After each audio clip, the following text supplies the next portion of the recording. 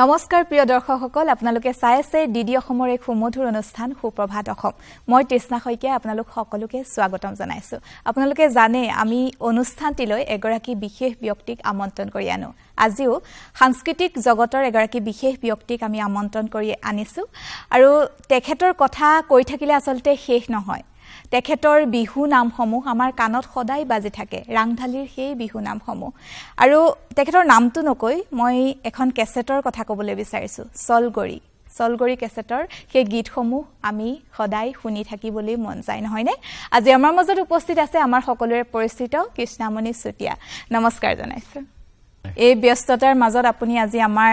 এই অনুষ্ঠানটিলৈ আহিছে প্ৰথমেই ধন্যবাদ জনাইছো কেনে আছে ভালে আছো আৰু প্ৰথমে মই দূৰদৰ্শনৰ সমূহ মোৰ শ্ৰোতা দৰ্শকক মোৰ সেৱা আৰু ভালপোৱা জনাইছো সকলো অসমবাসী কুশলে থাকক তাকে আশা কৰিলো আৰু যেহেতু পুৱাৰ সময় আজি পুৱাটো কেনেকৈ গ'ল পুৱাটো সদায় মই মোৰ এটা কথা মই যিমান দেৰিকে হ'লেও মই ৰাতিপুৱা বহুত সোনকালে উঠো আৰু ফাংচন থাকিলেও ৰাতিপুৱা যদি আহি পাওঁ লগে লগে নুহু আৰু গুটে মৰ্নিঙৰ যিখিনি শিডিউল থাকে যিখিনি কাম কৰি তাৰ পিছতে মানে বিছনালে যোৱা যায় তো সেই কাৰণে মৰ্নিংটো মই খুব হাঁহিৰে আৰম্ভ কৰিবলৈ ট্ৰাই কৰো আৰু যিমান পাৰো হাঁহিৰে থাকিবলৈ বিচাৰো দিনটো আৰু হাঁহিৰে গুটে পৃথিৱী বুলি কয় নহয় একদম আৰু এতিয়া আপোনাৰ কামকাজ কেনে চলি আছে অকমান জানিব বিচাৰিছো এতিয়াতো গানৰ মাজতে আছো এইকেইদিন প্ৰায় দুৰ্গা পূজা মানৰ পৰা আমাৰ কন্টিনিউ শো চলি আছে এইকেইদিন আৰু এইকেইদিনো প্ৰায় আমাৰ মঞ্চ অনুষ্ঠান মোটামুটি হৈ আছে আৰু এইকেইদিন মই নিজৰ এলবাম মোৰ ৰাংঢালীৰ যেহেতু নতুনকে এবাৰ আকৌ এই বছৰত 2024 বৰ্ষৰ মোৰ ৰাংঢালী 24 বছৰ হ'ল যেহেতু এবাৰ 24 বছৰীয়া ৰাংঢালী সজাই পৰাই তুলিবলৈ চেষ্টা কৰিছো আৰু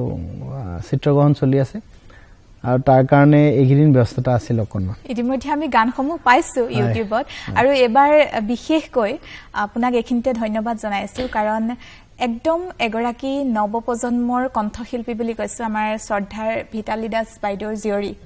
কমলিকাক আপুনি কণ্ঠদান কৰাইছে ৰাংঢালীত তাই সৰুৰ পৰা পুৰা তাই মোৰ ভাগিন নিচিনা আৰু মোক মামা বুলি মাতে ভিতালী আমাৰ মাজৰ পৰা হেৰাই যোৱাৰ পিছত আমি বহুত শূন্যতা পাৰ কৰিছিলো ৰাংঢালীৰ ক্ষেত্ৰত বিশেষকে মোৰ ৰাংঢালী 24 বছৰীয়া ৰাংঢালীত প্ৰায় তাই জীয়াই থকালৈকে প্ৰায় 80% গীতেই তাই কণ্ঠদান কৰিছিলে গতিকে তাই অনুপস্থিতিত গোটেই ৰাংঢালীৰ গোটেই টিমটো আমাৰ বহুত শূন্য হৈ গৈছিল আৰু আমি সেইকাৰণে এবাৰ তেওঁ জীয়ৰী কমলিকাক আমি কণ্ঠদান কৰোৱাইছো আৰু অসমৰ ৰাইজে মৰম দিছে নিশ্চয় আহিব লগা দিনবিলাক ভালে হ'ব আৰু ভিতালী দাসক আমি এনেদৰে জীয়াই ৰাখিব লাগিব অকমান গীত এটা শুনিলো নেকি এবাৰ ৰাংঢালীৰ অকমান কলি এটা ৰাংঢালীৰ এবাৰ মেইন গানটো হৈছে চকুৱে মৰম দেখা হলে হিচাপ কৰি দিলো হেতেন হৃদয়খন দেখি পোৱা হলে বুকু ফালি দিলো হেতেন নজনাকে নুবুজাকে ভালে পাই পেলালো এতিয়া এৰিব যেনো আৰু ঐ ৰাংঢালী ৰাতি ৰাতি টোপনি খতি হৃদয় চুই যায় বাৰু আমি অকমান অতীতৰ কথা পাতো কৃষ্ণদাৰ সকলোৱে জানে তথাপিও অকমান আজি আমাৰ অনুষ্ঠানৰ জৰিয়তে আকৌ জানিব বিচাৰিছো কৃষ্ণদাৰ জন্ম আৰু শৈশৱ মোৰ শৈশৱ বিৰাট ভাল লগা মই নিজকে বিৰাট গৌৰৱবোধ কৰিব পাৰো মই এখন বৰ ধুনীয়া গাঁৱত জন্ম হৈছো উজনি অসমৰ এখন অবিভক্ত শিৱসাগৰ জিলা এতিয়া চৰাইদেউ হ'ল চৰাইদেউ জিলাৰ একদম সীমামূৰত মানে আমাৰ গাঁওখন আৰু ঠাইখনৰ নাম হ'ল বৰহাট আহোম ৰজাই প্ৰথম পাটকাই পৰ্বত পাৰ হৈ জয়পুৰেদি আহি বৰহাটতে ডাঙৰ মানে বজাৰ পাতিছিল হাট পাতিছিল আৰু তাৰ কাৰণে বৰহাট এতিয়াও বহুত ডাঙৰ বজাৰ হয় আৰু বৰহাটখন বৰ ইতিহাসপূৰ্ণ হিষ্ট্ৰিকেল প্লেচ সেই সৰু বৰহাটতে এখন সৰু ধুনীয়া গাঁও আছে জাপিহজীয়া গাঁও যিখন গাঁৱৰ মাজেদি দিচাং পাৰ হৈ গৈছে দিচাং নদীখন মোৰ ঘৰৰ বেক সাইডে দিচাংখন আমাৰ বাৰীৰ মাজেদিয়ে গৈছে আৰু সেই দিচাঙতে খেলা ধুলা কৰি গুটেই শৈশৱ লৰালি জন্মৰে পৰা দিচাঙক লৈয়ে দিচাঙৰ বুকুতেই আমাৰ গুটেই গান চিঞৰি চিঞৰি গোৱা তো সেই সুন্দৰ ধুনীয়া গাঁওখনতে মোৰ জন্ম আৰু সেইকাৰণে মই খুব গৌৰৱেৰে ক'ব পাৰোঁ যে মোৰ জন্মস্থান যিখন গাঁৱত মই জন্ম হৈছোঁ মই সঁচাকৈ খুব সৌভাগ্যৱান আৰু সেই গাঁওখনৰ চাগে প্ৰাকৃতিক শোভাই আপোনাৰ জীৱনত যথেষ্টখিনি সহায় কৰিছে এতিয়াও মই বহুত আবেগিক মই সদায় মোৰ গাঁওখনক লৈ মই সদায় বৰ আবেগিক হওঁ আৰু যিমান পাৰোঁ গুৱাহাটীত মানুহে জীৱন জীৱিকাৰ কাৰণে আছো যদিও নিজৰ গাঁওখন এৰি কেতিয়াও থাকিব নোৱাৰো তো গতিকে যিকোনো মুহূৰ্তত যিকোনো অকেজনত যিকোনো ফেষ্টিভেলত সদায় নিজৰ গাঁওখনতে থাকি মোৰ ভাল লাগে এতিয়াও দুৰ্গা পূজা হওক বা পূজাত সদায় নিজৰ গাঁওখনত থাকি ভাল লাগে মোৰ গাঁওখন সেই অঞ্চলৰ তাৰমানে খুব কালচাৰেল গাঁও খুব সাংস্কৃতিক ক্ষেত্ৰতেই হওক বা স্পৰ্টছতেই হওক মোৰ গাঁৱৰ ল'ৰা ছোৱালীবিলাকে তো আজিৰ যুগত যেনেকৈ ল'ৰা ছোৱালীয়ে এটা বিভিন্ন বেলেগ এটা দিশত গতি কৰিছে কিন্তু মোৰ গাঁওখন আজিলৈকে সেই গাঁৱেই হৈ আছে সদায় কোনেও মোবাইল পিটিকি নাথাকি কোনোবাই গধূলি ফুটবল খেলিছে মোৰ ক্লাবৰ ফিল্ডখনত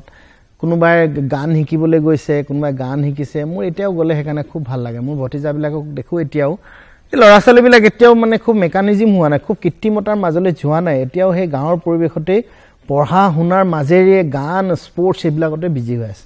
গতিকে কিমান দিন থাকে নাজানো আৰু গাঁওখন এনেদৰে থকাটোৱে আমি খুব বিচাৰোঁ আৰু একদম সকলোৱে বিচাৰো সেইকাৰণে গাঁৱৰ লগত লিংক আমাৰ ফেলাৰ হোৱা নাই হয় আৰু গাঁৱৰ নিভাস মৰমবোৰ কেতিয়াও পাহৰিব নোৱাৰে কেতিয়াও মোৰ ল'ৰা ছোৱালীকো এতিয়াও মই সেইকাৰণে মোৰ গাঁওখনৰ লগতে সংপৃক্ত কৰিছোঁ যে কেনেদৰে আম কঁঠাল পকাৰ সময়ত গাঁওখনত কেনেকুৱা এটা পৰিৱেশ ধান পকিলে মোৰ গাঁওখনত কেনেকুৱা এটা হৈ থাকে ধাননি পথাৰখন যেতিয়া একদম সেউজীয়া হৈ থাকে তেতিয়া কেনেকুৱা এই গোটেই পৰিৱেশবিলাক মানে মোৰ ল'ৰা ছোৱালীক মই দিবলৈ ট্ৰাই কৰোঁ মোৰ ল'ৰালিটো যাতে তেওঁলোকে দেখে সেইটো কাৰণে চেষ্টা কৰোঁ যদিও গুৱাহাটীত আছোঁ যদিও মোৰ কিন্তু গ্ৰাম্য সদায় মোৰ প্ৰিয় আৰু কৃষ্ণদা স্কুলীয়া শিক্ষা আপোনাৰ মোৰ স্কুলীয়া শিক্ষা মোৰ ঘৰৰ একদম মোৰ বাউণ্ডেৰীৰ লগতে গাঁৱৰ জাপিহজীয়া প্ৰাথমিক বিদ্যালয় বুলি 381 নং জাপিহজীয়া প্ৰাথমিক বিদ্যালয় বহুত পুৰণা স্কুল আৰু এতিয়াও গৌৰৱেৰে ক'বলৈ ভাল লাগে কেলে এতিয়া যিহেতু গুণোৎসৱত মোৰ এলপি স্কুলখন A+ এতিয়া আৰু জেনেৰেলি আজিকালি অসমীয়া মাধ্যমত ল'ৰা ছোৱালী পঢ়িবলৈ মাক দেউতাকে খুব কম বিচাৰে কিন্তু মোৰ এলপি স্কুলখনত আকৌ আপোনাৰ এডমিশ্যনৰ কাৰণে ভিৰ লাগি থাকে তো সেইটোৱে ভাল লাগে শিক্ষকসকলো বৰ ধুনীয়াকৈ আৰু মোৰ স্কুলখনত বহুত ইণ্টাৰভিউত মোৰ স্কুলখন ওলাইছে অসমৰ মানুহে দেখিছে যে মোৰ এলপি স্কুলখনত এতিয়াও মানিমুনি মচন্দৰী কি বস্তু সব পাৰ্টকে মানে শাক পাচলিৰ খেতি 381 নং ব্লেক বৰ্ডৰ স্কুল এখন বহুত পুৰণা স্কুল আৰু খুব চৰাইদেউ জিলাৰ ভিতৰত জাপিহজীয়া প্ৰাথমিক বিদ্যালয় বুলি ক'লে এটা ধুনীয়া নাম আছে হয় আৰু তাৰ পিছত কলেজে তাৰ পিছত মোৰ তাতে 4 বছৰ পঢ়িলোঁ তাৰ পিছত বেলেগ এখন গাঁৱত আৰু এখন মই এম ই স্কুলত পঢ়িলোঁ বৰহাটৰে সকলীয়া এম ই স্কুল বুলি কয় তাৰ পিছত মই বৰহাট নতুন হাই স্কুলত 8, 9, 10 পঢ়িলোঁ তাৰ পিছত বৰহাট হায়াৰ ছেকেণ্ডেৰীত মই হায়াৰ ছেকেণ্ডেৰী ফাৰ্ষ্ট ইয়েৰ আৰু ছেকেণ্ড ইয়েৰ পঢ়িলোঁ মেট্ৰিক পাছ কৰি তাৰ পিছত মোৰ যাত্ৰা ডিব্ৰুগড়তে মোৰ মানে কলেজীয়া শিক্ষা শেষ হৈছে আৰু তাৰ পিছত মই পঢ়িবলৈ চেষ্টাও কৰা নহ'ল পঢ়িবলৈ ট্ৰাই কৰিছিলোঁ মাজতে খুব উকালতি কৰিবলৈ মন গৈছিলে কলেজ পঢ়ি থাকোঁতে যে উকিল পঢ়িম তাৰপৰা গ্ৰেজুৱেশ্যন কমপ্লিট কৰি উকালতিত এডমিশ্যন ল'লোঁ তাৰপিছতো গুৱাহাটী আহি গ'লোঁ উকিলৰ মানে কিতাপ চব বিচনাৰ তলত সোমালে আৰু এমটো কিন্তু উকিল হোৱা আছিলে মানে মোক আগতে কয় তই গান নেগালেও কিন্তু উকালতি কৰিব পাৰিবি মানে কয় কৰিব পাৰিম বুলি উকালতি পঢ়িবলৈ যোৱা নাছিলোঁ কিন্তু আইনখন জনাটো দৰকাৰ ভাৰতীয় সংবিধান সকলোৱে জানিব একদম আৰু এই গানৰ যাত্ৰাটো যাৰ বাবে আজি আমি আপোনাক চিনি পাওঁ এই গানৰ যাত্ৰাটো প্ৰফেচনেলি মই নকওঁ এতিয়া মোৰ যিহেতু প্ৰথম এলপি স্কুলৰ শিক্ষকজনে যদি আমাক নপঢ়ায় আমি কলেজৰ শিক্ষকৰ কথা কৈ থাকিলে লাভ নাই গতিকে মোৰ গানৰ মানে সাৰেগামা বুলি ক'বলৈ গ'লে মোৰ মা আৰু দেউতাই মোৰ দেউতা যদিও খেতিয়ক আছিল মোৰ দেউতা খুব ঢুলীয়া আছিল একদম বিৰাট আৰু গাঁৱত নাম থকা এজন ঢুলীয়া আৰু মোৰ মা খুব ভাল শ্ৰোতা আৰু খুব সহায়কাৰী মানে মই মোৰ মাৰ দেউতাক ককাই মানে আগতে পুলিচত চাকৰি কৰিছিলে যেতিয়া চাকৰিলে যাবলৈ ৰাতিপুৱা ওলাই যায় মোক কয় যে ও কৃষ্ণ দিহানাম এটা গাও এনেকে সৰু আৰু মই তেতিয়া মই ধৰাতে বহি বলে দিহানাম এটা গাও হে তেনেকৈ মোৰ আৰম্ভ হৈছিলে গোটেই মানে যাত্ৰাটো আৰু তেতিয়া সৰুতে খুব বিয়ানাম গাও মই আৰু লাষ্ট আপুনি বিশ্বাস কৰিব যে মই ক্লাছ 5ত যেতিয়া প্ৰথম পাইছো তেতিয়া শিৱসাগৰ জিলা ভিতৰত বিয়ানাম কম্পিটিশনত মই ফাৰ্ষ্ট পাইছো গোটেই ডিস্ট্ৰিক্ট কম্পিটিশনত আৰু তেতিয়া চন্দ্ৰাৰন্ধৰা মোক আৰু জাহনু বৰুৱা তেখেতে মোক প্ৰাইজ দিছেগে আৰু গোটেই ছোৱালী বিলাকে ৰাতি একদম মানে ডাঙি লৈ ফুৰিলে আৰু হেতু মোৰ জীৱনৰ আটাইতকৈ ভাল লগা দিন আৰু এতিয়া বৰ্তমানৰ সাংসদ তপন কুমাৰ গগৈ তেওঁৱে মোক লৈ গৈছিলে এই অনুষ্ঠান বিলাকলে মোৰ দেউতা মা মোৰ ডাঙৰ বাইদেউ ৰেডিঅ'ৰ গীত সমানে লিখে আগতে আৰু বাইদেউৱে হেখিনি নিলিখা হলে মানে মই তেতিয়া কিন্তু মোৰ গান গাম বুলি মই সৰু পা কোনো ভবা নাই মোৰ এমটো আছিলে খেলা মই খেলি বিৰাট ভাল পাইছিলো ফুটবল আৰু যেতিয়া ক্লাছ 4ৰ্থ শ্ৰেণীত যেতিয়া মই পালো তেতিয়া মোক ডাঙৰ বাইদেউৱে ক'লে যে এবাৰ তই মানে স্কুলত মানে কম্পিটিশন কৰিব লাগিব হেয়া মোৰ আৰম্ভণি আৰু মোৰ বৰ্তা লৰা এটা আছে তিনিচুকীয়াত যতীন চুটিয়া বুলি হিও মোৰ আনুষ্ঠানিক শিক্ষাৰ ক্ষেত্ৰত হি তিনিচুকীয়ালে মোক সৰুতে লৈ গৈছিল আৰু মই ক্লাছ 8তে মানে স্কুল যাও সাইকেলত স্কুল যাও গাঁৱৰ পৰা 1 ঘন্টা লাগে স্কুল পাবলে এখন সাইকেল দোকানত এবিলাক কথা প্ৰসংগতে কৈছো একদম জানি মানে মোৰ গাঁওখন আপুনি আচৰিত খাব এতিয়াহে মোৰ গাঁৱলৈ যোৱা ৰাস্তা পকি হৈছে যেতিয়া আমি স্কুল পঢ়িছিলো ইমান বোকা হয় আৰু ৰেলৰ চিৰিয়ে স্কুল যাব লাগে তাৰ পিছত কি হয় শনিবাৰ দিনা মই স্কুল যাও শনিবাৰ দিনা স্কুল যাওতে মই সোমবাৰ দিনাৰো কিতাপ লৈ যাও শনিবাৰ দিনা গধূলি এখন পেছেঞ্জাৰ ৰেলত উঠি মৰিয়নি পা তিনচুকীয়া এখন পেছেঞ্জাৰ যায় প্ৰায় 4:30 5টা মান বজাত বৰহাট ৰেলৱে ষ্টেচন পায় সেই ট্ৰেইনখনত মই গধূলি গৈ অকলে উঠি যাও তিনচুকীয়াত গধূলি 8টা 9টা ভিতৰত তিনচুকীয়া ৰেল ষ্টেচনত সোমাই বৰ্তা লৰাতে মোক লৈ যাব আহে আৰু দেওবাৰ দিনা মই মিউজিকৰ ক্লাছ কৰো সোমবাৰ দিনা আকৌ ৰাতিপুৱা এখন পেছেঞ্জাৰ ৰেলত আহি 9:30 মান বজাত বৰহাট ষ্টেচন পাও আৰু সেই সাইকেল দোকানখনতে কিতাপ চিতাপ যে থৈ যাও সেই তাতে কিতাপ চিতাপ লৈ আকৌ স্কুলত সোমাই গধূলি সোমবাৰ দিনা ঘৰ পাও তেনেকুৱা মোৰ যাত্ৰা হয় আৰু অকমান আগতে বিয়া নামৰ কথা ওলালে আপোনাক যেহেতু পাইছো আৰু আমি ইউটিউবতো দেখিছো যথেষ্ট আপুনি বিয়া নাম মই প্ৰায় 30টা মান বিয়া নাম এতিয়াও মই ইউটিউবত মই আপলোড কৰি থৈছো যে তেতিয়া যেতিয়া মই বিয়া নাম কৰিছিলো তেতিয়া অসমত মানে কোনো মতা মানুহে বিয়া নাম নাগায় আৰু হাঁহে আৰু খুব বিয়া নাম গায় মই ভাবিছো যে বিয়া নামখিনি বিয়া নাম ভাবে থাকি যাওক আৰু সেই কাৰণে অসমৰ প্ৰায় 15 জন মান প্ৰতিষ্ঠিত কণ্ঠশিল্পীৰ কণ্ঠৰে মই প্ৰায় 30টা মান বিয়া নাম বাণীবদ্ধ কৰি থৈছো উৰুলি বুলি আৰু খুব জনপ্ৰিয় হৈছিল এলবামটো মোৰ আজি এই সুযোগতেটো আমি উৰুলিৰ এটি বিয়া নাম শুনিব পাৰো বিয়া নামটো মোৰ ভাল প্ৰিয় আৰু নামখিনি নহলে অসমীয়া সংস্কৃতিটো কেতিয়াও হ'বই নোৱাৰে যেন আই নাম দিহা নাম বিয়া নাম বিহু নাম যত নাম শব্দটো আছে সেইখিনি লাগিবই তেতিয়াহে আমি অসমীয়া জাতি তো বিয়া নামটো এটা বিয়া এলাইন মনত পৰিছে দে মোৰ মানে মই সৰুতে গাইছিলো মোৰ বাইদেউ শিকাই দিছিলে বাইদেউ পৰেনে মনত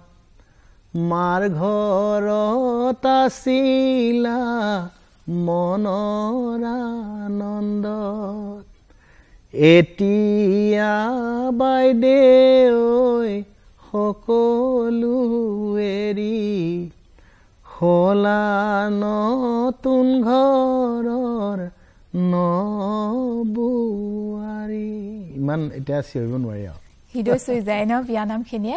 আবেগিক হৈ যোৱা যায় তাৰমানে এজনী ছোৱালীয়ে নাকান্দু বুলি কোৱা ছোৱালী এজনীক মই বিয়া নাম গাই কন্দুৱাই পাইছো মই একদম মানে হেতু চ্যালেঞ্জ কৰিব পাৰো হয় আৰু কৃষ্ণ দা তাৰ পিছত আমাৰ আপুনি গুৱাহাটীলৈ কেনেকৈ আহিলে তাৰ পিছত মানে মই মোৰ কম্পিটিশন জাৰ্নি আৰম্ভ হৈ গল তাৰ পিছত ক্লাছ 5 মানৰ পৰা মোৰ কম্পিটিশন কৰি মই হাই স্কুলত বেষ্ট সিঙ্গাৰ হলো হাই সেকেন্ডাৰীত হলো কলেজত থাৰ্ড টাইম বেষ্ট ছিংগাৰ হ'লো মোৰ যাত্ৰাটো তেতিয়া মানে ডিব্ৰুগড় হৈ গ'ল কলেজ লাইফতে মই ডিব্ৰুগড়ত কলেজীয়া শিক্ষা শেষ কৰি তাৰ পৰাই মই শ্ব'বিলাক আৰম্ভ কৰিলোঁ আৰু গোটেই গুৱাহাটীলৈ লৈ অনা মানুহটোৱে মোক ৰঞ্জিত গগৈ তেতিয়া কটন কানৈ কলেজত পঢ়ে মই যেতিয়া সৰু ৰঞ্জিত দা আমাৰ তাৰেতো গতিকে মোক মানে সি সৰুৰ পৰা পোৱা যেতিয়া মই ডিগ্ৰী পঢ়ো তেতিয়া খুব বদমাছ আছিলোঁ আচলতে সি মোক ক'লে এইবোৰ বদমাছি কৰি থাকিব নালাগে আৰু তই বোলে গুৱাহাটী গুচি আহ তাৰপিছত তাৰ ধমকিতে মই গুৱাহাটী আহিলোঁ আহি 5 বছৰমান হেঙেৰাবাৰীত তাৰ ৰুমতে অকল ভাতে বনাই থাকোঁ আৰু তেতিয়া কিন্তু ফুল চুইং কেছেটৰ ছিজন পুৰা গান লিখোঁ একদম পচুৱা বুলি এটা এলবাম ৰঞ্জিত দাই কৰে তেতিয়া আৰু মই পুৰা গান লিখোঁ তেনেকেই ৰঞ্জিত গগৈ মোক গুৱাহাটীলৈ আনিলে গুৱাহাটীমুখী কৰিলে তাৰপিছত গোটেই ব্যৱসায়িকভাৱে বা কমাৰ্চিয়েলি মোক এষ্টাব্লিছ কৰিলে ৰুবুল বৰাই ৰঞ্জিত গগৈয়ে মোক গুৱাহাটী আনিলে গুৱাহাটী জগতখন দেখালে তাৰপিছত ৰঞ্জিত দাৰ পৰা ওলাই আহি মই তেতিয়া গোটেই অসমৰ গোটেই মানে বিহু টিমবিলাকত মই ঘূৰি ফুৰোঁ তেতিয়া অসম জ্যোতি কলা কেন্দ্ৰ বুলি চব অসমৰ বাহিৰত বিহু গাবলৈ যাওঁ আৰু তাৰপিছত লাহে লাহে মই দেখিলোঁ এনেকৈ নহ'ব মই ৰাজগড়তে এটা PCO আৰম্ভ কৰিলোঁ নিজাববীয়াকৈ তেতিয়া ভাবিছোঁ গুৱাহাটীত চলিবলৈতো কিবা এটা লাগিব প্ৰথম আৰ্নিংটো লাগিব তাৰপিছতহে যুদ্ধ আৰম্ভ হ'ব তো তেতিয়া PCO ব্যৱসায়টো ভাল আছিল তেতিয়া মই এটা সৰু ৰুম লৈ গুৱাহাটীত PCO ব্যৱসায় আৰম্ভ কৰিলোঁ ৰঞ্জিত দাৰ তাৰপৰা ওলাই আহিলোঁ আৰু সি খুব গালি দিয়ে নহয় বিৰাট খং কৰে নহয় উল্টা পুল্টা গালি দি থাকে তাৰপৰা এদিন বাদ দিলোঁ ঘৰলৈ গুচি গ'লোগৈ আৰু এইবোৰ গুৱাহাটী যাত্ৰা নহ'ব আৰু তাৰপিছত গুৱাহাটী ঘৰলৈ গুচি গ'লোঁ তাৰপৰা মোৰ লগৰ কেইটামান ক'লে তই এনেকৈ সোমাই থাকিলে নহ'ব ব'ল গুৱাহাটী ব'ল তাৰপিছত গুৱাহাটী আহিলোঁ ইয়াতে মই PCO এটা খুলিলোঁ PCOতে বহি থাকোঁ ৰাজগড় বাইলেণ্ড 2 ফ্ৰণ্টতে হেল্ল' পইণ্ট বুলি এটা ফেমাছ PCO আৰু গোটেই আৰ্টিষ্টবিলাক তাতেই মানে জমা হয় আৰু তেতিয়া ছিনিয়ৰ আৰ্টিষ্টবিলাক আৰু তাতে মই লিখি দিলোঁ আৰ্টিষ্ট ৰিলেশ্যন চেণ্টাৰ বুলি তাৰমানে গোটেই আৰ্টিষ্টবিলাকৰ যোগাযোগ চব তাৰ পৰা আৰম্ভ হয় আৰু আমাৰ ষ্টুডিঅ'বিলাকো কাষতে গোটেইবিলাক তেনেকৈ মই যাত্ৰা মোৰ আৰম্ভ হ'ল তাৰপিছত তেতিয়ালৈকে মই ৰুবুল বৰাক পোৱা নাই তাৰপিছত মোক ৰক্তিম চেতিয়া বুলি পচুৱাৰ যিজন প্ৰযোজক তেওঁ মানে ৰঞ্জিত দাক ক'লে যে ৰঞ্জিত ইয়াৰ মাতটোতো ইমান ভাল ইয়াকো দুটামান গান গাই চাব লাগে পচুৱাত মই মানে সদায় কোৰাছ গাওঁ আগতে এবাৰ মই 97 চনত নহয় 97 চনত মই এটা গীত গাইছোঁ পচুৱাত বহুদিন দেখা নাই তোমাক শিখামণি বুলি আৰু সেইটো খুব জনপ্ৰিয় হ'ল গানটো সেই গানটো জনপ্ৰিয় হোৱাৰ পিছত 98 চনত মই আৰু এটা গান গালোঁ পচুৱাত অসমৰ শুৱনি কাজিৰঙা বুলি সেইটো খুব জনপ্ৰিয় হ'ল আৰু সেই অসমৰ শুৱনি কাজিৰঙা গানটো শুনি ৰুবুল বৰাই আমাৰ গাঁৱৰ ঘৰ ওলালেগৈ গৈ বুলেট লৈ তাৰপৰা গাঁৱৰ ঘৰ ওলালেগৈ তেতিয়া দেউতাই কৈছে সিতো ইয়াত নাথাকে সি যোৰহাটৰ গুৱাহাটীত ৰঞ্জিত গগৈৰ লগত থাকে তেতিয়াতো ফোন চোনৰ ব্যৱস্থা নাই তেতিয়া মোৰ PCO হোৱা নাই তেতিয়া লেণ্ডলাইন ফোনে আৰু ৰঞ্জিত গগৈক ৰুবুল দাই ফোন মাৰিছে যে তোৰ তাত এনেকৈ ল'ৰা এটা থাকে নেকি তেতিয়া সি ক'লে কৃষ্ণমণি চুতীয়া বুলি ল'ৰা এটা থাকে তেতিয়া মই তাক লগ পাম নেকি তাৰ মোক ফোনটো দি দিলে মোক ক'লে মই গুৱাহাটী গৈ আছোঁ তোমাক লগ পাম তাৰপৰা আৰু মুক্তা লজত ৰুবুল দা আহিলে গধূলি তেওঁ তাত লগ কৰিব গ'লোঁ মোক ক'লে তুমি কাম কৰিবলৈ ইচ্ছা আছে নি অকলে তেওঁ মই কৈছোঁ ডেফিনেটলি ইচ্ছা থাকিব মোক ক'লে এটা কাম কৰা তুমি মন ফাগুনৰ পচুৱা আৰু মন আকাশৰ তৰা তেতিয়া ৰুবুল বৰা খুব ফেমাছ এলবাম কৃষ্ণমণি নাথে কৰি থাকে তেতিয়া মোক ক'লে এবাৰ কৃষ্ণমণি নাথে নকৰে এবাৰ তোমাক মই দায়িত্ব দি দিছোঁ পুৰা স্বাধীনতা তোমাক দিলোঁ তুমিয়ে গান লিখিবা তুমিয়ে এৰেঞ্জমেণ্ট কৰিবা মই যোৰহাটৰ পৰা নাহোঁ সব তোমাকে দায়িত্ব দিলোঁ 98 আৰু 99 মন ফাগুনৰ পচুৱা আৰু মন আকাশৰ তৰা মই কৰিলোঁ তেতিয়া খুব জনপ্ৰিয় হ'ল কিবা খং উঠিব বাপেকে দুজনী বিয়া কৰাম এই গানবোৰ নীলাকৈ পথাৰত ইলাই ধান দাইছিলে এইবোৰ চব আৰু তাৰপিছত ইমানেই জনপ্ৰিয় হ'ল তাৰ 2000 চনত তাৰমানে মোৰ লগৰ এটাই ক'লে যে কিমান আৰু লোকৰ কেছেটত গান গাই থাকিম তেতিয়া মই PCO আৰম্ভ কৰিলোঁ বোলে আমি নিজে এটা প্ৰডাকশ্যন কৰোঁ তাৰপিছত মই নিজৰ প্ৰডাকশ্যন ষ্টাৰ্ট কৰিছোঁ ৰূপহী মন বুলি এটা এলবাম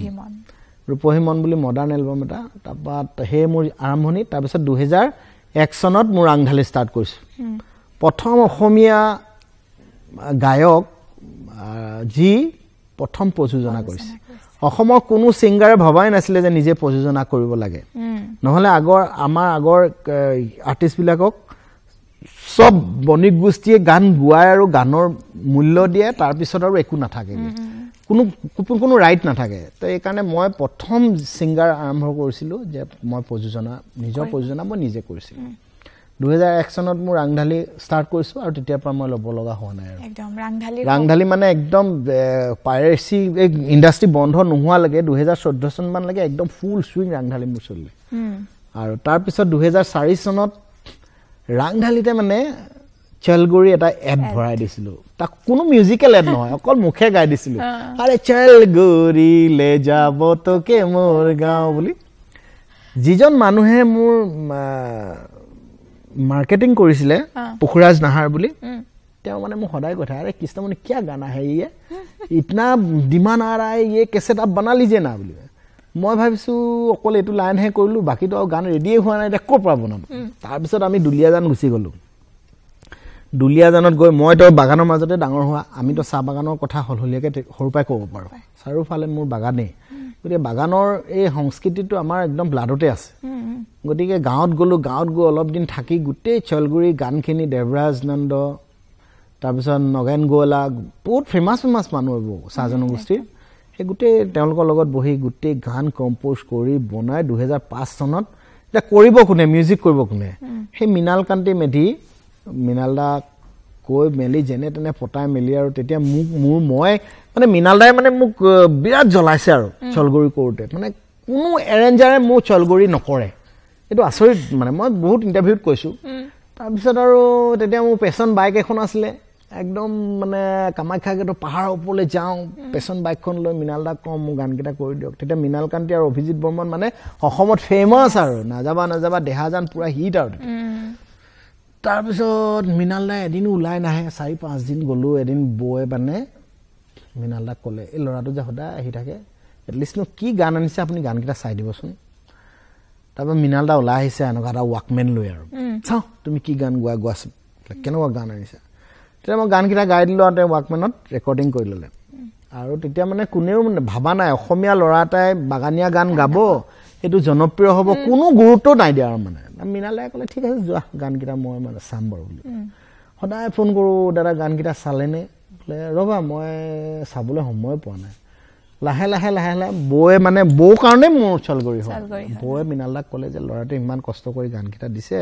গানকেইটা চলক নচলক এটলিষ্ট গানকেইটা আপুনি কৰি দিয়ক গানকেইটা মিনালদাই কৰিলে জীৱনৰ আটাইতকৈ কম পইচাৰ বাজেটৰ গান মানে 20000 টকাত মোৰ ৰাংঢালি ষ্টুডিঅ' বিল মানে সিঙ্গাৰ পেমেন্ট আপোনাৰ সুবিল বাগক এটা গান গাইছো বৰ্ণালী কলিতাক এটা গান গাইছো সিঙ্গাৰ পেমেন্ট আপোনাৰ মিউজিক এৰেঞ্জমেন্ট তাৰ পিছত তেতিয়া আকৌ ফ্লোৰত মিউজিক হয় নহয় সব একস্টিক মিউজিক হয় মিউজিশিয়ান পেমেন্ট ষ্টুডিঅ' বিল সব লগাই মানে 20000 টকাৰ বাজেট মোৰ মানে লোয়েষ্ট বাজেট আৰু মোৰ জীৱনৰ আটাইতকৈ এলবাম তাৰ পিছত তাৰো 2000 টকা মিনালদা পা লৈ এতিয়াহে কয় মিনালদাই মোক ইন্টাৰভিউ বিলাকত কয় যে তাৰো 2000 হি মোৰ পা ললেহে আজিলৈকে মোক দিয়া নাই বুলি হে মানে 18000 টকাত মই চলগুৰি অডিও গান ৰিলিজ হৈছে 8টা গান তাৰ পিছত তো চলগুৰি গান সুপাৰ চলগুৰি তাৰ পিছত ৰিলিজ হল 7 মাৰ্চত ৰিলিজ হল 2014 ওকে 2004 চনৰ 7 মাৰ্চত চলগুৰি ৰিলিজ হৈছে আৰু তেতিয়া মানে আকাশদীপ সদায় মোৰ ৰুমত থাকে আৰু হি মোক কয় কৃষ্ণদা গানকেইটা সেই চলগুৰি গানটো ভিডিঅ' কৰি দিওঁ দিয়ক মই নাচিম আৰু সবে মানে তেতিয়া আমাৰ একদম আড্ডা হয় মোৰ ৰুমত আৰু বহুত ল'ৰা ছোৱালী নতুন প্ৰজন্মৰ ঢেৰ ল'ৰা 20-25টা ল'ৰা কেতিয়াবা নিজৰ বিছনাত শুবলৈ নাপাওঁ মই তাৰপিছত আৰু হ'ব দে কৰি দিম তেতিয়া গোটেই 8টা গানৰ বাজেট আছিল 80000 টকা ভিডিঅ' 8টা গান লৈ আমি মাৰ্ঘেৰিটা গুচি গৈছো আৰু 14টা আৰ্টিষ্ট লৈ গৈছো এখন বাছত 407 বাছত মাৰ্ঘেৰিটা এটা অল ইণ্ডিয়া কোৱাৰ্টাৰ দুলিয়াজনত এটা অল ইণ্ডিয়া কোৱাৰ্টাৰ লৈ লৈছো তাতে থাকি খানা পিনা বনাই নিজে খাই মাৰ্ঘেৰিটাত শুটিং কৰিছো 8টা গান 80000 টকাত কমপ্লিট হৈ গৈছে বাপা আহমেদক লৈ গৈছো আৰু সব নিউ কুমাৰ চলগুৰিত যিমান এক্টিং কৰা ল'ৰা ছোৱালী সব নতুন তেতিয়া আৰু চলগুৰি নেক্সট 2005 চনত মানে ৰিলিজ হৈছে ভিডিঅ' আৰু তাৰ পিছত ইমানে জনপ্ৰিয় হৈছে মিনালদাইতো 2 বছৰ মানৰ পিছতহে গম পাইছে যে চলগুৰি যে চলিছে মৃণালদাক মানে সদায় মই কওঁ দাদা গানটো চলিছে নহয় কিমান চলিছে মোক কয় ইমান হাজাৰ গ'ল ইমান হাজাৰ মৃণালদাই কোনদিন বিশ্বাস নকৰে এদিন ফাঁচী বজাৰত আহি বোলে সুধিছে যে মই এটা এলবাম কৰিছিলোঁ চলগুৰি বুলি এলবামটো চলিছে নেকি যিজন মানুহে মাৰ্কেটিং কৰিছিলে প্ৰেমজী বুলি প্ৰেমজীয়ে তেতিয়া কৈছে আৰে মিনাল ভাই आप कहाँ में है ये फैंसी बाजार का ये दीवान मार्केट का जितना गली नहीं देखा है आप इतना ये जितना कार्टून है सारा चलगुरी है बोले ही তেতিয়া মানে একদম মনে মনে মৃণালদাই কাকো মাত নিদিয়াকে চুপচাপ বোলে একদম কামাখ্যা গেট গুচি গৈছে যে মই কোৱা কথাটো সঁচা তেনেকে চলগুৰি আমাৰ সৃষ্টি হ'ল আৰু চলগুৰি মোৰ নহয় একচুয়ালি গোটেই চাহ জনগোষ্ঠীৰ মানুহখিনিৰ কাৰণে এটা বিৰাট ডাঙৰ সাফল্য চাহ জনগোষ্ঠীৰ গীত বুলি ক'লে 5000 কেছেট আগতে বিক্ৰী হয় শিৱচৰণ দাস আৰু কুমাৰ সুৰেশ দাসে গালে আমি বেক কৰি দিছো নহয় গোটেই চাহ জনগোষ্ঠীয় এই কালচাৰটো গোটেই মানুহৰ মাজত প্ৰত্যেকটো জাতি জনগোষ্ঠীৰ মাজৰ হৃদয়ত সোমাই গ'ল তাৰ পিছতহে বাগানীয়া গীতৰ প্ৰাধান্য বাঢ়িছে অকমান চলগুৰি ইমানখিনি কথা পাতিলো অকমান গীত এটাৰ কলি খুদি না মই চলগুৰি গানটো নেগাও কিন্তু চলগুৰিত আটাইতকৈ ভাল লগা মোৰ গান একদম মানে এই গানটো গোটেই অসমখনক ইমান ধুনীয়া ৰিপ্ৰেজেন্ট কৰিছে গানটো একদম পৰমানন্দ ছত্ৰী ডাঙৰীয়া লিখিছিলে যিয়ে চাহ জনগোষ্ঠীৰ প্ৰথম বাতৰি কাকত প্ৰকাশ কৰিছিলে পানীতোলা চাহ বাগিচা পৰমানন্দ ছত্ৰী দ্বাৰা লিখিছিলে গানটোৰ গোটেই কাহিনীটো এনেকুৱা যে অসমৰ চাহ বাগানবিলাক যেতিয়া ব্ৰিটিছৰ অধীনত আছিল সেই ইউৰোপিয়ান চাহবিলাক যেতিয়া চাহ জনগোষ্ঠী মানে বাগানত আছিল চাহাব হৈ তেতিয়া চাহ জনগোষ্ঠীয় এগৰাকী ছোৱালীৰ প্ৰেমত পৰিছিল এগৰাকী ইউৰোপিয়ান চাহাব আৰু সেই ইউৰোপিয়ান চাহাবে এই চাহ জনগোষ্ঠীয় অসমীয়া ছোৱালীজনীক সুধিলে এদিন যে অসমখন কিহৰ কাৰণে ভাল লাগে বা অসমখন কিহৰ কাৰণে বিখ্যাত তেতিয়া চাহ জনগোষ্ঠীৰ ছোৱালীজনীয়ে ক'লে যে অসমত নদ নদী পাহাৰ পৰ্বত গীতিকাৰ সুৰকাৰ হিমালয় পৰ্বতৰ পৰা আদি কৰি ব্ৰহ্মপুত্ৰৰ এই ধুনীয়া পৃথিৱীখনেই হৈছে অসম আৰু এই অসমৰ এই চাৰিওফালে বসবাস কৰা গোটেই নানা জাতিৰ লগ লাগি যি বৰ অসম হৈছে এই অসমীয়া জাতিয়ে বৰ ৰঙেৰে জীয়াই থাকে আৰু এইখনেই হৈছে অসম দেশ আৰু সেই তাৰ পৰাই পৰমানন্দ ছত্ৰীয়ে সেই গোটেই প্ৰেম কাহিনীটোকে এটা গানৰ সাকাৰ দিছিল আৰু ৰূপ দি পেলাই এই ৰাংঢালীত আমি বাণীবদ্ধ কৰিছিলোঁ তাত মানে ছোৱালীজনীয়ে ইউৰোপিয়ান চাহাবজনক কৈছে যেতিয়া কৈছে যে কি কাৰণে বিখ্যাত তেতিয়া ক'লে যে ৰঙে চাজাৰে ও মোর রঙে সাজারে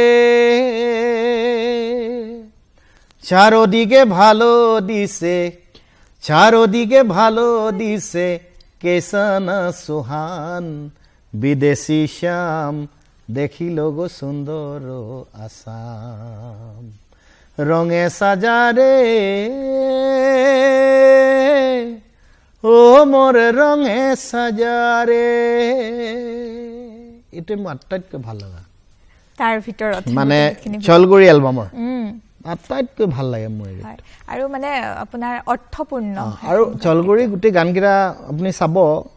মৃণালকান্তি মেধিয়ে যেনে মিউজিকেৰে যেনেকৈ সদাইছে প্ৰতিটো মানে মিউজিকে মুখত মনত থাকি যায় সেইকাৰণে আজিও আমাৰ কাণত বাজি থাকে চলগুৰি আপুনি যিমান আৰু গান নকৰক চলগুৰি এবাৰে হয়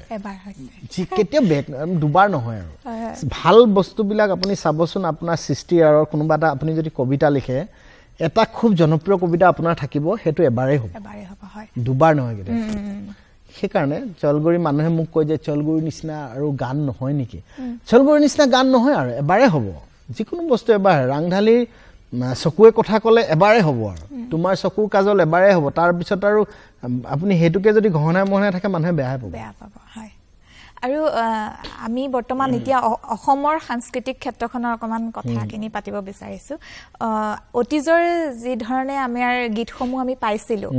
বৰ্তমান গীতসমূহৰ ক্ষেত্ৰত যেন অকমান কৰবাত নহয় কৰবাত যেন আৰ্থিক কথাটো ভাবি পইচাৰ কথাটো ভাবি লাভৰ কথাটো ভাবি যেন কৰবাত সস্তীয়াৰ দিশটো আমি এতিয়া মইতো সদায় কৈ আছো এই ক্ষেত্ৰত আজিকালি গানটো একদম বজৰুৱা হৈ গৈছে মই প্ৰত্যেকটো ইণ্টাৰভিউতে সদায়ে কওঁ যে আমাৰ নতুন প্ৰজন্মৰ সকলোকে মই কোৱা নাই নতুন প্ৰজন্মৰ এখিনি মানুহে এখিনি লৰাই এতিয়াও বহুত ধুনীয়া কাম কৰি আছে এতিয়া মানে মইতো একেষাৰে ক'বলৈ গ'লে একদম গীতি সাহিত্যৰ একদম অধ্যয়নৰ অভাৱ গীতি সাহিত্যৰ অধ্যয়ন যেতিয়া থাকিব নহয়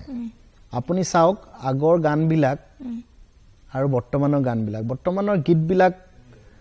খুব বেছি আপোনাৰ 20 দিন বা 10 দিনে ভাল লাগে সদায় শুনি থাকিব মন নাযায় কিন্তু আজি আপুনি কেশৱ মহন্ত ডাঙৰীয়া আজি বিবি দেৱী বৰবৰা আজি নিৰ্মল প্ৰভা বৰদলৈ আজি হিৰেন ভট্টাচাৰ্য ৰাজেন গোহাঁই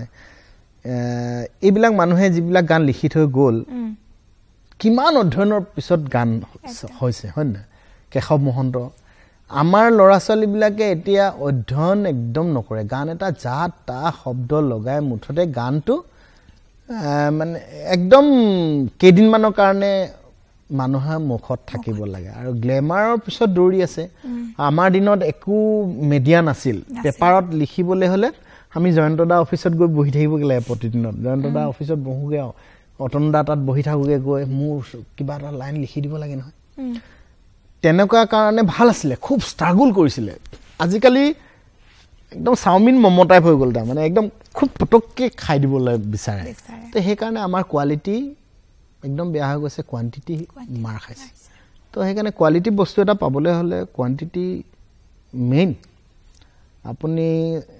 এতিয়া নতুন প্ৰজন্মৰ ভিতৰত কিছু নতুন প্ৰজন্মৰ কণ্ঠশিল্পীয়ে যি ধুনীয়া কাম কৰিছে কিছুমানে আকৌ এমাহতে এটা গান জনপ্ৰিয় হ'বলৈ ট্ৰাই কৰি আছে তো সেইকাৰণে জনপ্ৰিয়তাৰ পিছত দৌৰাৰ কাৰণে আজি হয়তো তেওঁলোক খুব কম দিনতে মানুহৰ মাজৰ পৰা হেৰাই গৈছে কাৰণ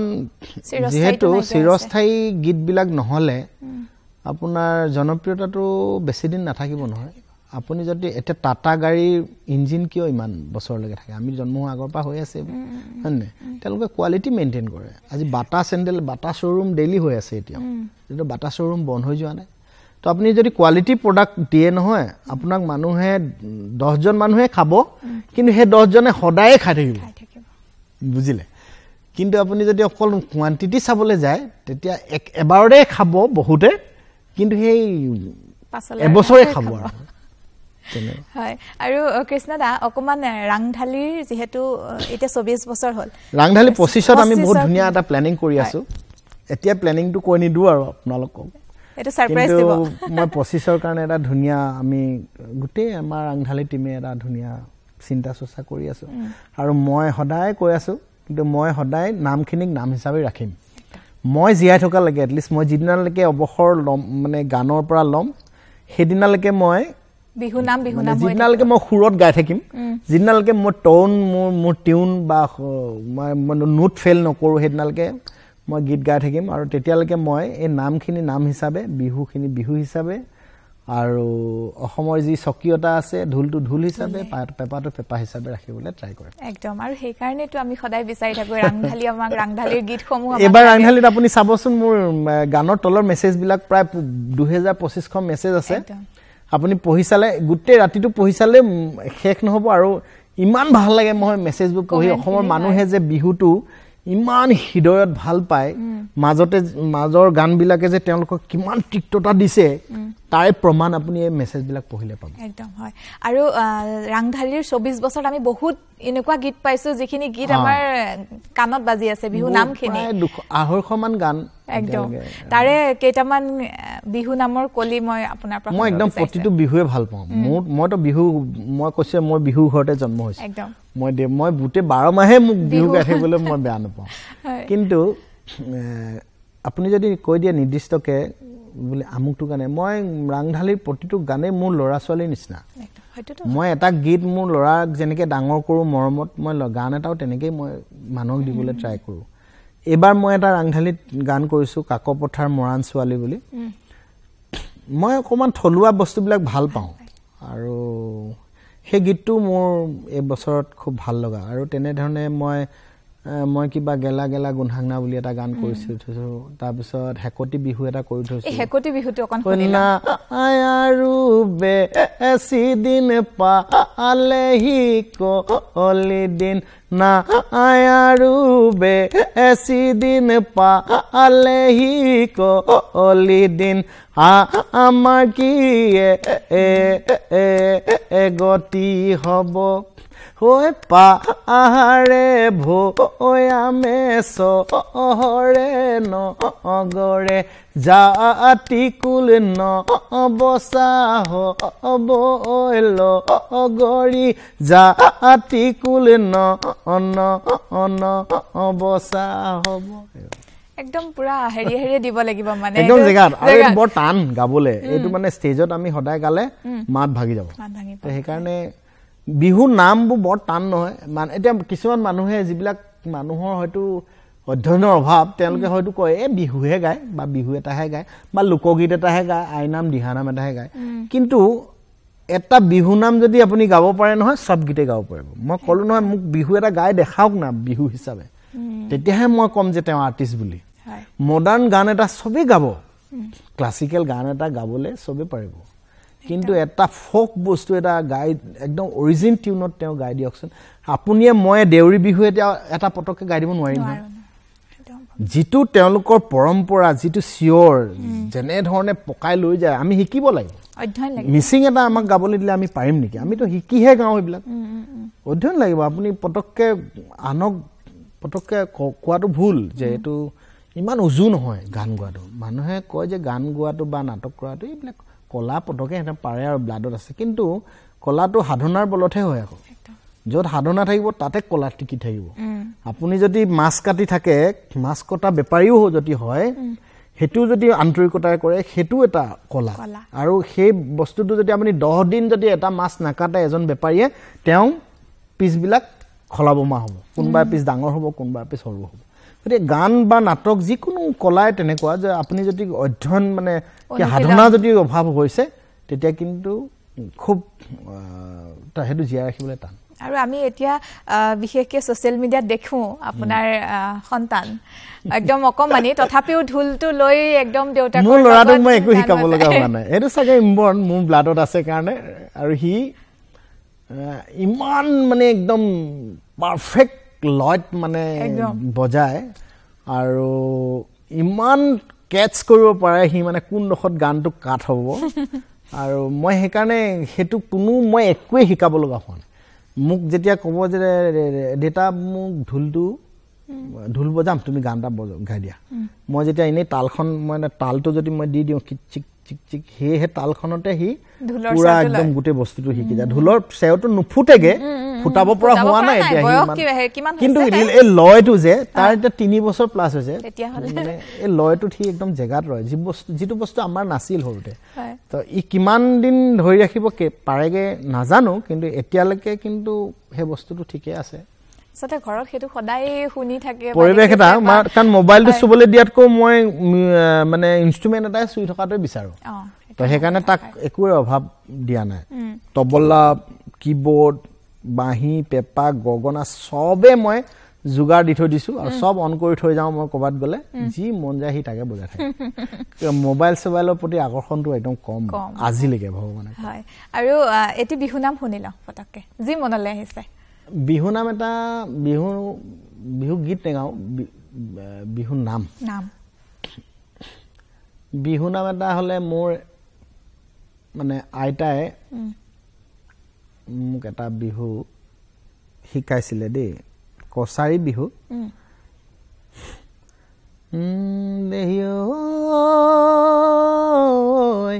ঐ ভুয়েনো হেদাঙত ভনী ঐ গজেনুতে লিকচু ঐ গজেনুতে লিকচু ঐ আৰু নুফুলে ফুলা বন ঐ হাতৰ ডাব কটাৰী কমাৰে এগঢ়িব কমাৰে এগঢ়িব মোৰেনো মন বান্ধিব কোনে মানে বিহু নামটো এনেকুৱা মই এই যে ডক্টৰ লীলা গগৈ ছাৰৰ নৈ বৈ যায় কিতাপ উপন্যাসখন তেতিয়া মই কলেজ পঢ়ি আছো আৰু পুৰা হেখন তেতিয়া আমি মানে হোষ্টেলত খুব পঢ়া আগতে কিতাপ খুব পঢ়ো নহয় আমি বেলেগতো একো পন্থা নাছিলে অকল উপন্যাস কিনিব লাগে পঢ়িব লাগে তেতিয়া মই দেখিলো সেই যে হুৱাগীৰ কেৰেক্টাৰটো নদীখনৰ ইপাৰে গোৱালজনে হুৱাগীৰ ঘৰ আৰু এপাৰৰ পৰা নদীৰ এপাৰৰ পৰা ল'ৰাটোৱে বিহু নামেৰে তাইক মানে বলিয়া কৰি থাকে আৰু ইমান ধুনীয়া বিহু নামবিলাক বিহু নামটোৱে এনেকুৱা এটা বস্তু যি ডাইৰেক্ট প্ৰকাশ কৰি দিব পাৰে তো সেইকাৰণে আপুনি চাবচোন খুব খগেন মহন্ত ডাঙৰীয়াই যিবিলাক বিহু নাম আগতে গাইছিলে আৰু সেইবিলাক সদায় দিন শুনি ভাল লাগে বিহু নামবিলাক আৰু বিহু নাম কোনো সৃষ্টি কৰিব নোৱাৰে নহয় মই লিখা বুলি কোনো দাবী কৰিব নোৱাৰে নহয় এইটো এটা পৰম্পৰা ঠাই বিশেষে ইয়াৰ সুৰ সলনি হৈ গৈ থাকে গাঁও বিশেষে চবত বেলেগ বেলেগ ধৰণে গায় এতিয়া জয়া হলে নহব জেৰেঙা লৈ লৈ যাব কুট কৰা ঐ গছতে মেৰাই মেৰাই বান্ধিব চুৰাত পাতে কোবাব গৰম পানী ঢালিব নগানো বেখে ধৰি গদা পানী আহিব আহোম ৰজাই যেতিয়া ৰংঘৰৰ বাকৰিত বিহুটো স্বীকৃতি দিছিলে তেতিয়াই প্ৰত্যেক জাতি জনগোষ্ঠী সব একেলগে মিলি বিহুত কোনো যাতে ভাগ হ'ব নোৱাৰে সব জাতি জনগোষ্ঠীৰ মানুহে হিন্দু মুছলমান শিখ জৈন সবেই বিহু গাব লাগে সেই পৰম্পৰাটোহে ৰাখিছিলে বিহুৰ পৰম্পৰা গতিকে বিহুটো এনেকুৱা এটা বস্তু আপুনি চাব অসমৰ বাহিৰত বিহু নাম এফাকি গাই দিয়াৰ লগে লগে মানুহ চাপ খাই আহে ঢোলটো বজাৰ লগে লগে আমি যেতিয়া আগতে বিহু বাহিৰত বিহু গাবলৈ যাওঁ বাকি ষ্টেট বিলাকৰ পৰা তেওঁলোকৰ পৰম্পৰা যিবিলাক আহে কিন্তু বিহু আকৰ্ষণতহে মানুহ গেদাৰিংটো বেছি হয় আপুনি এতিয়াও চাব কবা বিয়া এখন হৈ আছে কবা হবা হৈ আছে যিমান গান গাই থাকক কোনে যেতিয়া আপুনি বিহু এটা গাই দিব নহয় মানে পৰিৱেশটো বেলেগ হয় আৰু মানে বিহু শুনাৰ লগে লগে আপুনি বিহু নাচিব জানে বা নাজানে হেতু নাই আৰু বিহু নাচটো মানে এনেকুৱা নহয় যে বিহুটো এনেকৈ নাচিব লাগিব বুলি কথা নাই নহয় স্বতঃস্ফূৰ্ত তোমাৰ পৰা কেনেকৈ ওলাই আহিছে ভিতৰৰ পৰা সেইটোৱে বিহু নাচ আৰু এটা কথা মই জানিব বিচাৰিছো বহুতে হয়তো নাজানে যে কৃষ্ণমণি চুতীয়া এটি বৰ্তমান এটি চৰকাৰী বিষয়া হিচাপে তেওঁ এটি পদত আছে অকমান আপোনাৰ মুখেৰে জানিব বিচাৰিছো সেইবিলাক একদম ক্ষণস্থায়ী হয় এইবিলাক কোনো পদ নহয় এইবিলাক আৰু ক্ষণস্থায়ী আৰু মই আৰ্টিষ্ট হিচাপে থাকিবলৈ ভাল পাওঁ মই সৃষ্টিকৰ্তা হিচাপে থাকি মোৰ বেছি ভাল লাগে এইবিলাক কিছুমান দায়িত্ব থাকে আৰু এই দায়িত্ব অনুসাৰে মোৰ যিটো দায়িত্ব সেইটো মই পালন কৰি আছো আৰু মানুহ মাতেই সকলো দায়িত্বই পালন কৰি যাব লাগিব হয় না তো মই সেইকাৰণে ৰাতিপুৱাই একদম ফ্ৰেছ হৈ যাওঁ আৰু সব দায়িত্বই পালন কৰি থাকো একদম পৰিয়ালৰ দায়িত্বৰ পৰা আদি কৰি লৰা ছোৱালী দায়িত্ব সব ফালৰ পৰা পালন কৰাটোৱে মানৱ ধৰ্ম হয় একদম আৰু কৃষ্ণদা আপুনি প্ৰায়ে কৈ থাকে আমি ভিন্ন ইণ্টাৰভিউ বা যতে ততে দেখো যে যুৱ প্ৰজন্ম কৰ্মমুখী হ'ব লাগে এই কথাখিনি অকমান কৰ্মমুখী হ'বই লাগে কাৰণ আমিতো একদম খেতিয়কৰ সন্তান আমিতো খেতি কৰিয়ে ডাঙৰ হৈ আহিছো হাই মেট্ৰিক পাছ কৰাৰ লাগে হাই সেকেন্ডাৰী পাছ কৰাৰ লাগে নিজে খেতি কৰি আহিছো গাঁৱত তাৰ পিছত আমি কলেজলৈ ওলাই আহিছো তেতিয়া আমাৰ দেউতাহঁতে তো চাকৰি কৰি আমাক চাৰিটা ল'ৰা ছোৱালী ডাঙৰ কৰা নাই কৃষকৰে সন্তান আমি গতিকে এতিয়া মানুহে চিঞৰি থাকিলে কি ডাল হ'ব যদি আৰু পথাৰৰ মাটি যদি এতিয়া চন পেলাই থৈ দিয়ে খেতি নকৰি চাউলৰ দাম বাঢ়িছে বুলি চিঞৰি লাভ নাই এতিয়া আপুনি আচৰিত খাব গাঁৱৰ পথাৰবিলাকত খেতি কৰিবলৈ মানুহ নোহোৱা হ'ল আৰু আপোনাৰ বাৰীখন এনে পৰি থাকিব তথাপি নিজে খাবৰ জোখা পাকঘৰৰ কাৰণে এখন বাগিচা তৈয়াৰ কৰি নলয় মই কিন্তু গুৱাহাটীত মই য'ত থাকোঁ মই সকলো খেতিয়ে মই কৰোঁ সব মোৰ নিজে সৰুকে মোৰ বাৰী এখন আছে ইমানো নাই যিকণ মোৰ প্ৰয়োজন সেইখিনি মই নিজে তৈয়াৰ কৰিলোঁ মোৰ আপুনি ইউটিউবত চাৰ্চ কৰিলে দেখিব মোৰ এখন লোকেল মুৰ্গীৰ ফাৰ্ম নহয় আৰু ঠিক প্ৰায় 50 জনীমান মোৰ মুৰ্গী আছে আৰু তাতে মোৰ যেতিয়া তেওঁলোকৰ লগত সময় পাৰ কৰোঁ মুৰ্গীয়ে যেতিয়া কণী আনো কিমান ভাল লাগে জীৱ হাঁহ কুকুৰা মোৰ সব মোৰ গুৱাহাটী ঘৰত এতিয়াও আপুনি মই একদম এখন গাঁৱৰ মাজতে থাকো এতিয়া গতিকে কৰ্মমুখী হলেহে কিন্তু সকলো ক্ষেত্ৰত আমি আগুৱাই যাব পাৰিম অকল আৰু আমি মানুহক দাম বাঢ়িছে চিঞৰ বাখৰ কৰি থকাতকৈ প্ৰত্যেক অসমীয়া মানুহে ঘৰত মাটি আছে আৰু গাঁও অবিহনে চহৰ কেতিয়াও নহয় চহৰত থকা মানুহজনও গাঁৱত মাটি আছে কাৰোবাৰ নাই কিন্তু কাটচিত বেলেগ কথা কিন্তু তেওঁতো এটা সময়ত গাঁৱৰ পৰা আহিছে গাঁৱৰ মাটিবিলাক চন পেলাই থৈ দিছো আৰু আমি এতিয়া পেষ্টিচাইড দিয়া ইমান কীটনাশক ইউজ কৰা দৰৱ আমি খাই আছো আৰু সেইটো এটা আমাৰ অসমীয়া জাতি ধ্বংস হোৱাৰ মূল কাৰণ মই ভাবো দে একদম মোৰ নিজৰ সৰু জ্ঞানেৰে কোনোবা এপাকৰ পৰা আমাক কোনোবা এটা চক্ৰই অসমীয়া মানুহখিনি শেষ কৰা ইও এটা প্ৰয়াস নিচিনা লাগে মোৰ কালচাৰেলি আমিতো শেষ হলোৱে আমাৰ চিনেমা নায়িকা হৈ গ'ল আমাক গোটেই শেষ কৰিলে অসমীয়া গান সকলো শেষ এতিয়া আমাক এই ভেজাল বস্তু খুৱাই আমাক ইমান দৰৱ দিয়া সবজি খুৱাই আমাৰ শৰীৰৰ অংগ পতংগবিলাকো বেয়া কৰি দিছে একদম কম সময়তে মানুহৰ মৃত্যু হৈছে আজিকালি সব আমাৰ শৰীৰৰ বিভিন্ন বেমাৰ আজাৰ সৃষ্টি হৈছে মই হেদিনা এটা মানে এনজিও এটা অনুষ্ঠান কৰিছিলে মেডিকেল এটা কেম্প হৈছিলে কলাক্ষেত্ৰত মই গৈছিলো গেষ্ট্ৰলজিৰ এজন ডক্টৰে তেতিয়া কৈছিলে মোক যে অসমৰ ম্যাক্সিমাম লৰাৰ যে আজিকালি লিভাৰ সিৰোসিস হয় তাৰ প্ৰধান কাৰণ ড্ৰিংকস নহয় কিন্তু তাৰ প্ৰধান কাৰণটোই হৈছে শাকপাচলি বুলি কৈছে ইমান পেষ্টিচাইড দিয়া শাকপাচলি মানুহে এতিয়া খায় যাৰ কাৰণে একদম সৰু লৰাৰ লিভাৰ কেঞ্চাৰ ম্যাক্সিমাম মানুহৰ তাৰ কাৰণে মদ নহয় কিন্তু তাৰ কাৰণে অকল এই ৰাসায়নিক শাকপাচলি এটো ইমান আচৰিত কথা মানে তেওঁ যেতিয়া মোক ক'লে এটো তেওঁলোকৰ মানে সমীক্ষাত ওলাইছে যে ড্ৰিংকছৰ কাৰণে যিমান হ'ব লাগে তাতকৈ বেছি আমি পেষ্টিচাইড দিয়া খাদ্য খোৱাৰ কাৰণে আমাৰ বেছি জাংক ফুডৰ প্ৰতি মানুহৰ আকৰ্ষণ বাঢ়িছে দৈ চিৰা বিক্ৰী কমিছে ক'ত খাইছো আমি বিহুৰ দিনাও দৈ চিৰা খাবলৈ আমি মন নাযায় হয় না আমাৰ লৰা কোট কেতিয়া আমি দৈ চিৰা কিনি খুৱাইছো একদম হস্তাতে পোৱা বস্তু কিটাকে আমি টিফিনত দি পঠাইছো প্ৰাধান্যটো বেছি দিও একদম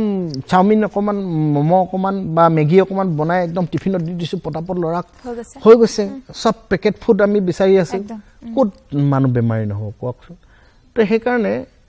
সব ফলৰ পৰা আমি কিন্তু হুঁচিয়াৰ হ'ব হল তেতিয়াহে কিন্তু আমি একদম সুস্বাস্থ্য এটা সুস্থ স্বাস্থ্য আৰু সুস্থ মন যেতিয়া হ'ব তেতিয়াহে সৃষ্টি হ'ব এতে হয় আৰু কৃষ্ণদা বৰ্তমান আমাৰ অসমৰ যুৱ প্ৰজন্মৰ কণ্ঠশিল্পী ভিতৰত কাৰ কণ্ঠত আপুনি হেতু মই নেকওঁ দে মই সবকে ভাল পাওঁ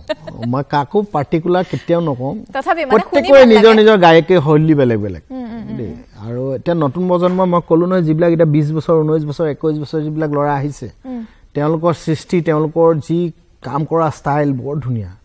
আৰু তেওঁলোকে বজৰুৱা কৰিবলৈ বিচৰা নাই একাংশ হয় গতিকে ইমান ভাল গায় আৰু গতিকে মই প্ৰত্যেকৰে নিজৰ নিজৰ শৈলী বেলেগ বেলেগ আৰু সকলোৱে মোৰ ভাল লাগে এটো ক্ৰিটিক্যাল কৰি এনসাৰটো দি থৈ দিলে বাৰু ক্ৰিটিক্যাল নহয় বিহুটো প্ৰত্যেককে গাব জানিবই লাগে অসমীয়া লৰা হিচাপে অসমত বসবাস কৰা অসমীয়া জাতি যি কোনো লৰাই নিজৰ পৰম্পৰাটো ধৰি ৰখাটো প্ৰয়োজন মিছিংয়ে মিছিং বড়োৱে বড়ো হয়নে বিহুৱে বিহু সব নিজৰ নিজৰ যদি আমি যদি কাইলে মিছিং লৰা এটা হৈ যদি মিছিং গীত এটা মই নাজানো বা আহোম লৰা এটা হৈ যদি টাই গীত এটা মই নাজানো তো সুটিয়া এটা হৈ যদি মই বিহুৱে পাখি গাব নাজানো তো কেনেকৈ হ'ব কোৱাচোন কিন্তু হে কাৰণে আমি হেবু কলেজত কিন্তু পুৰা প্ৰাধান্য পাইছিলো কাৰণ সব ফালৰ পৰা এক্সপাৰ্ট আছিলো তো সব ফালৰ পৰা কালচাৰেলি এক্সপাৰ্ট থাকিলে কলেজত খুব বেছি জনপ্ৰিয় হৈ যাব পাৰে পটককে ফেমাস হৈ যাব পাৰে পঢ়া শুনাটো মাৰ গুলি কিমান নম্বৰ পাইছে হেতু কথা নাই কিন্তু পাবলিসিটিটো একদম কালচাৰেল লাইনত পুৰা পোৱা যায় আৰু কৃষ্ণদা অকমান কিবা গীত এটা শুনিলে বহুত কথা পাতি গৈছে মই এতিয়া কেটামান গান কৰি আছো মই কলেজতে লিখা গান মোৰ কলেজৰ আৰু গোটেই গান কিটা নাম দিছো কলেজ ওকে মই 5টা গান কৰি আছো এতিয়া তাই 2টা গান হৈছে এটা গান এনেকুৱা ফাগুনক লৈ লিখা গান এবোৰ কলেজতে লিখা গান আৰু এতিয়া খালি কম্পোজহে কৰি আছো তো মোক ডিবু কলেজত যেতিয়া পঢ়িছিলো মই আমাৰ মানে প্ৰিয়ম সাংস্কৃতিক গোষ্ঠী বুলি এটা মই কলেজতে খুলি লৈছিলো তাতে আমি মানে কম্পিটিশন কৰিবলৈ যাওঁ গোষ্ঠী হয় তাতে আমি কেণ্টিনত লিখা কেতিয়াবা হোষ্টেলত লিখা আৰু যি হোষ্টেল লাইফ কটোৱা নাই সেই জীৱনত ডাঙৰ মিছ কৰিছে আৰু লাইফত আমিতো একদম হোষ্টেল লাইফ পুৰা কটাইছোতো তো তাতে গিটাৰখন লৈ যেতিয়া তুমি ফাগুনৰ আউলি বাউলি চুলি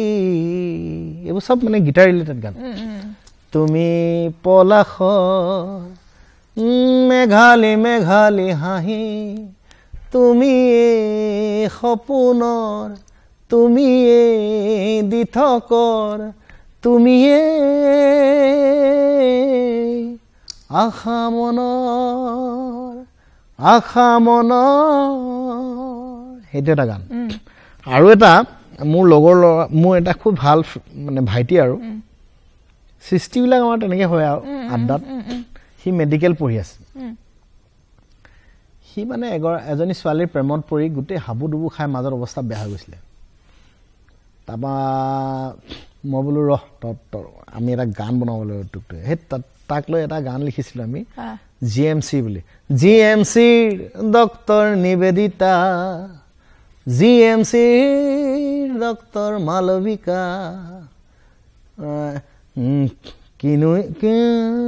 ডক্টৰ মালবিকা কিনো ইমান কথা পাতা দিনে ৰাতি বিজি থাকা বহুত চিঞৰিব লাগিব বিচাৰিলে পাবলে যে নাই Are you chief minister? Are you home minister? Are you prime minister? Oh, GMC Dr. Nivedita. বৰ ধুনীয়া গান এইবিলাক অকল শুনি থকা গান একদম আৰু যেহেতু আমাৰ সময় শেষ হ'বৰ হ'ল একদম শেষৰ পৰ্যায়ত কিবা ক'ব নেকি দৰ্শকসকলক উদ্দেশ্য কৰি দৰ্শকক মানে কি ক'ম অসমীয়া